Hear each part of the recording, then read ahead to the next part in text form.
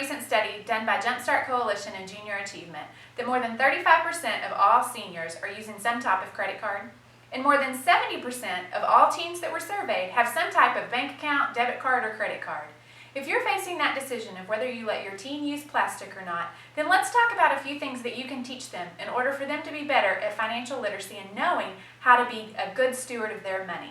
First of all, talk to them about saving. Setting some aside from their allowance and what they earn, and then putting the rest into a checking account. Second of all, talk to them about the 10-10-80 rule. Giving the first 10% away, saving the next 10%, and then that last 80% goes into their checking account for them to live on. Third, talk to them and teach them how do they monitor what's coming in and out of their account.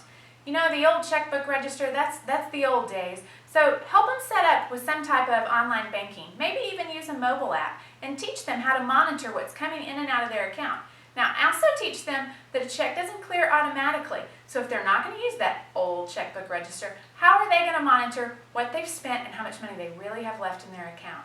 And the last thing that you can talk to them about is teaching them to put a cushion in their account. In case they forget to write something down, or in case they do some awkward math, then they have a cushion in there in case, and that way they don't have any fees that hit their account. Now there's some things that you can also do as a parent or guardian to help them be financially responsible and successful. First of all, make sure to use things they're interested in, like that mobile app. Start there rather than old school, here's the back of your bank statement and here's a checkbook register.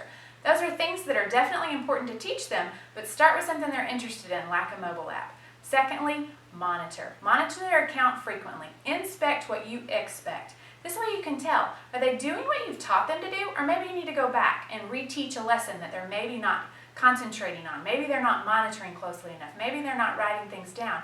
This will tell you if you monitor their account, what they're doing and are they putting into use what you've taught them. Thirdly, if they want to borrow money from you, let them, but charge them interest. This can be a great opportunity for them to learn about how interest works and what borrowing really does. Set up some type of payment system so they can track and know when they pay you how much is going to interest and how much is going to principal and how fast or slow that balance may be going down. Once they're used to tracking their spending, once they're used to doing it on a normal basis, then maybe it's time for that debit card. Remember, if they make a mistake, don't swoop in and save them. Hopefully you've been monitoring their account, so it's not that bad. They don't owe the financial institution that much money, so allow them to pay back their bank those fees that they may have incurred. Or give them a loan, and again, you charge them that interest so they can learn that valuable lesson early on and for a small amount instead of when they get in over their head. Once they've learned how to use their debit card, then a credit card could very well be the very next step. In fact, the best time to introduce credit to a teen is early on when they're in your house, if they're ready. When they're in your house, you're monitoring them. You're still financially responsible for them. So you can watch those things and teach them how to do it.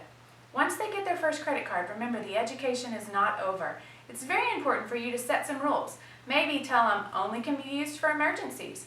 Or school's about to start. Maybe you give them $500 or $1,000 for them to spend on their back to school clothes. Or maybe you want to say you can spend $7 a day for lunch or for breakfast or for food today. Allow them to understand they have a budget and how much money they can put on their credit card so they can pay it off and not incur lots of interest. If you have questions or you want more tips, then contact us, because at Kelly Community, we're people helping people do more, save more, and earn more financially.